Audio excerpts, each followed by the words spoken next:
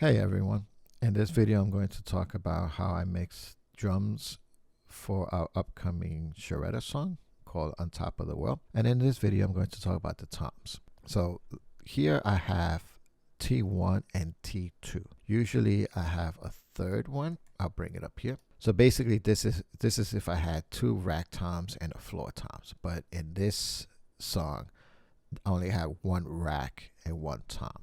So I just get rid of the one in the middle, and then this is drummer's perspective. So my rack tom is T1, and I have it pan a little bit to the left. And then my floor tom, I have it at 49. Sometimes I would bring it around there, but for me it felt good here. So that is my floor tom.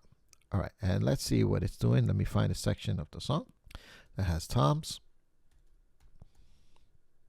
You notice there's not a lot of toms in this song, but there's some here. And you can see I clean my toms. So right over here. So let's just listen to a little bit of all the drums together with the toms, and then I'll isolate the toms and we'll start working on it. Okay, here we go.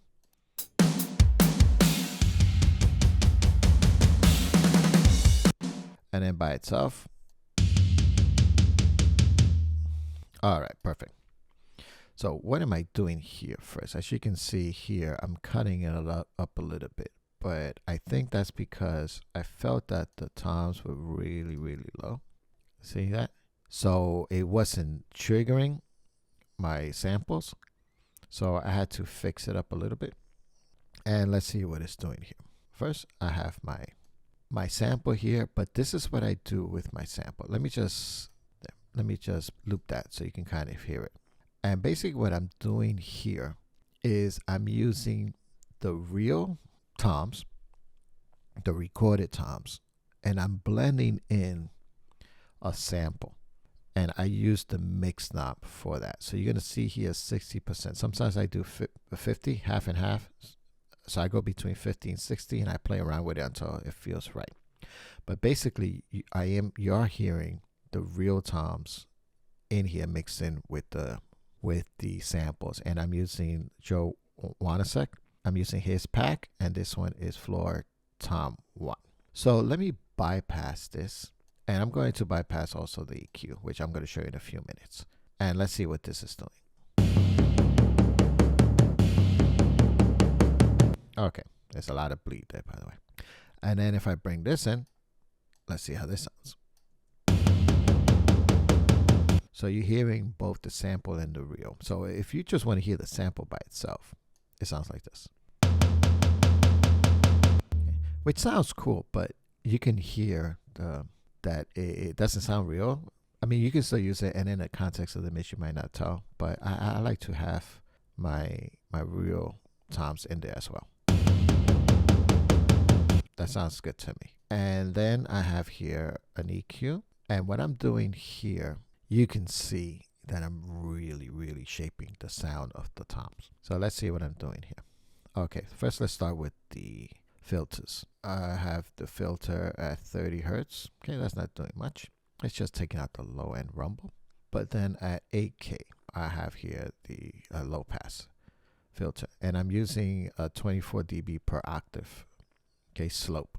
So it's pretty drastic. But here you're gonna see is where it really shapes the sound. And I am taking out 18 dB at 500 Hertz. I'm also taking out 6 dB at 1000 Hertz. So let's see what this is doing. I have it looped. Okay, so I'm going to bypass it, and then I'm going to bring it in.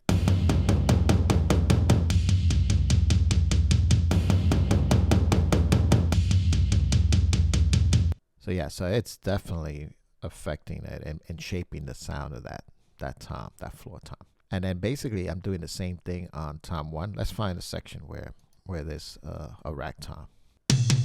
Basically the same thing, a rack tom, and the same thing over here. I'm blending it in with the real, and I'm using the exact same plugin here. Exact same thing. So let's do a complete before and after.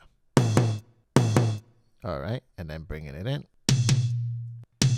And let's see, let's just see how it sounds in the context of the whole mix. I'm going to bring it up. I'm going to just put it back a little bit just so we can kind of hear like a little pre-roll into it. Okay, not much there, but you get the idea. And that's about it. So if you have any questions or comments, please leave them down below. And until next time, happy mixing.